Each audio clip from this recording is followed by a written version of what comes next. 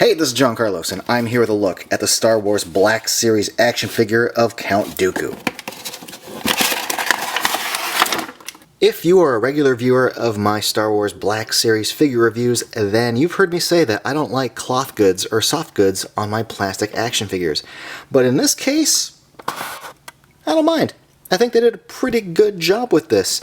I mean, I still would prefer a sculpted plastic cape, but if you're going to do cloth, at least some thought went into how this fabric lays. Like, it lays good on the back, but the fact that it actually manages to like roll over the shoulders in a natural way and actually hang over the front and then like flow across. Some actual design went into this. It's not just like some fabric floating there and looking all puffy and weird. So yay.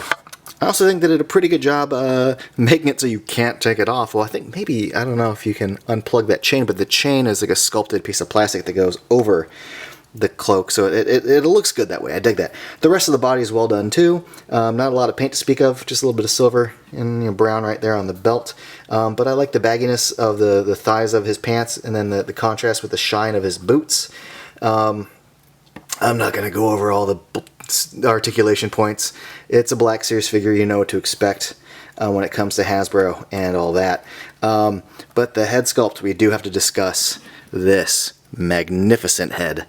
The likeness of Christopher Lee is pretty outstanding. Let me see if I can go in here for a closer look. Look at that. Look at that Dooku goodness. The nose, the mouth, the intensity of those eyebrows, that's just great. I think they did a good job sculpting his hair too. Nice profile. His beard looks magnificent, so that's cool. Yeah, eyeballs look good. The bags under his eyes, the intensity, it's all pretty awesome. Now we get his lightsaber. And they did a great job with all the little details, and then that little bit of gold paint there. The hilt looks awesome. But we also get this alternate blade, because it does have a removable blade. But what you can do is put in this like active blade, so it looks like he's in the middle of a mid-swing. So that's pretty cool. Now this isn't just a perfectly even wedge. This darker section is where like the rounded edge of the blade is. So you definitely want the blade to be at the front of, you know, the swooping motion, and then you could see the color fading away, so that definitely helps indicate the swish of movement, you know.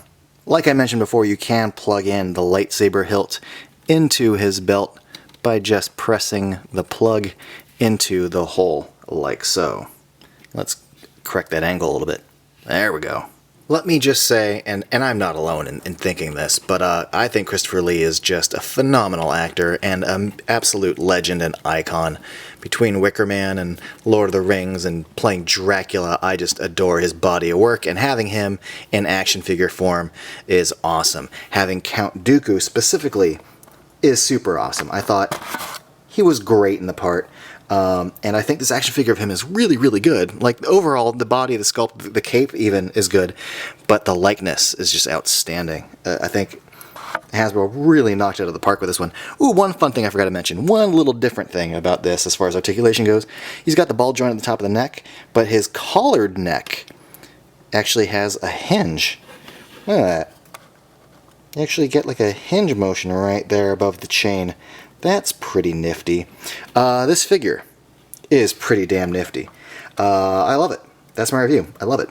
Thanks for watching, everybody. And if you want, you could follow me on social media. I'll put up the links right about now.